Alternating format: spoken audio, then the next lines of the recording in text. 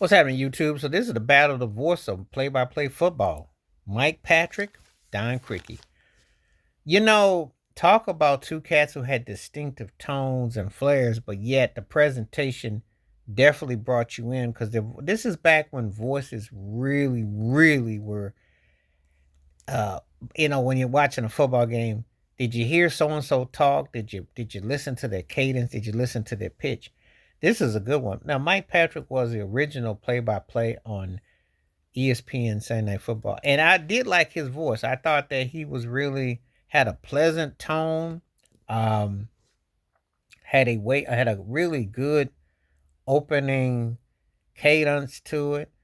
He almost like he it's almost like your milkman or your juice man, but it was a freshness to it.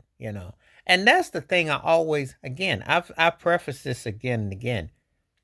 You could be knowledgeable or not, but if you were a dud, if you just talked and you didn't have no, and you were dry, people would fall asleep. So you had to have presentation. You had to obviously know what you're talking about, but then you also had to have some character with it. And he had a certain type of tone that I really liked.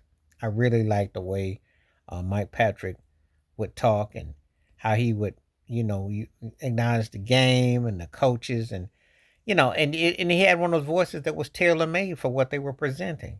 It really that's saying something because there've been only a few that I would say he's one of the few on there when I go listen to the way they do football because the different networks hit differently. I mean, voices and so you associate with stations and places, and so his definitely hit a certain way for me. So I would definitely say that, and I really liked it. Now, Don Criqui, I like he had this deep voice, but it had a distinctive flair to it when he would talk. And I think it was also he had a cool name too, Don Criqui, because the name was really cool. Um, he would do spot on commentary. He had and again, it was done in a way where you definitely felt the presentation, you felt the subject matter, and you were, definitely, you know, vibing with where he was coming from.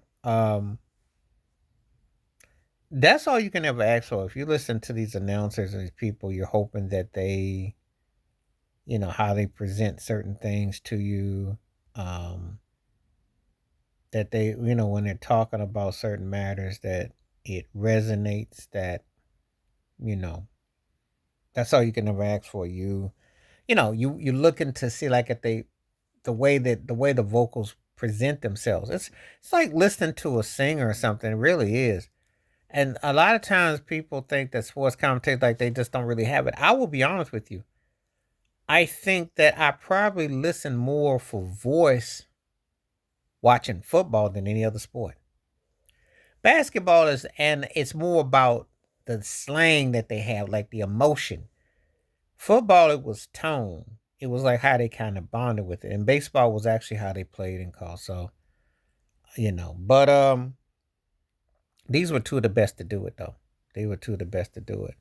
And if I had to get asked who I would pick, it's close because I like them both. I like them both. I think Patrick had a real professional vibe. I like Don Criqui should have been like a narrator on like Knight Rider or something. He had one of those kind of voices that would have worked. I think I take Don Criqui, but it's close though. It's close. But I dig them both a lot. Mike Patrick was a pros pro though, so got nothing but respect. Criqui was bad too. But anyway, let me know what you think about these two. Please like, subscribe, welcome thoughts, comments. And I do respond. Thank you. Wash your hands. Keep your mind clear. Watch out for another. Share it if you like. Hit the membership. Stay safe. Stay blessed. Stay woke. Stay free. I'm out one time. Peace.